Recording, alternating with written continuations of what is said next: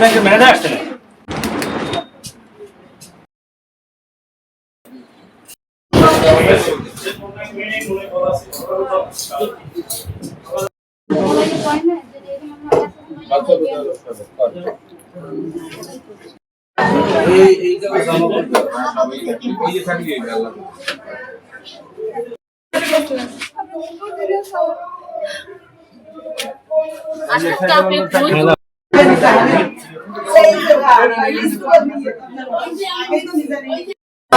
আর কোনো দাবি নাই, আর কোনো দাবি নাই,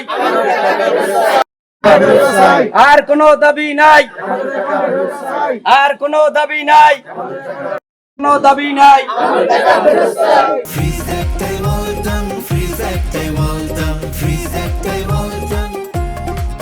আমি টাকা দিচ্ছি রাহাত আর রিয়াজের কাছে, ওরা দুজন আমার ফর্ম পূরণ করে আমার টাকাটা নিছে 5 লাখ টাকা 5 বছরের জন্য।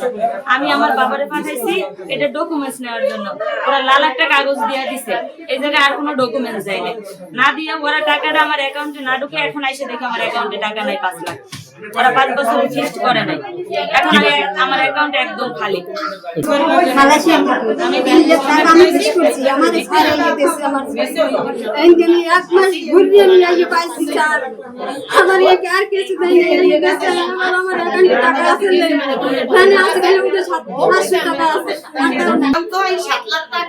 আমি জমা এখন আনে ওই 5 লাখের কত নিয়ে আসছে আর 2 লাখে আমার দিয়ে দিচ্ছে রাহাত ভাই আর রিয়া এই দুইজনে রাহাত ভাই দিয়ে আমি টাকা বলছে আপনার টাকা আমি নিয়েছি, আমি ড্রাইভার, যদি ভাই একটু সহ্য করতে হবে আমরা ধরতে হবে, টাকাটা দিমু একটু ব্যাংক ব্যালেন্স বাজার করা লাগে পরে আপনাকে টাকা দিমু, এই কথা রাহাত ভাই কইছে। আমার হাজবেন্ড বাড়ি থেকে টাকা দিয়েছে 28,000 টাকা আর 1,10,000 আমি জমা দিয়েছি।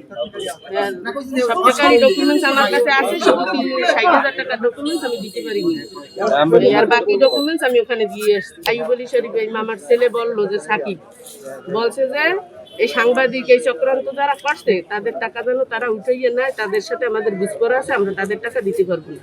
গ্রাহকের তথ্য মতে আমি এখন পর্যন্ত 15 জন পাইছি, 15 জন পাইছি। এই টাকাগুলা অ্যাকাউন্টে জমা না দিয়া তার ব্যাংক অ্যাকাউন্টে জমা দিচ্ছে এবং গ্রাহককে বুঝাইতেছে সার্ভার সমস্যা, পরবর্তীতে মেসেজ যায়।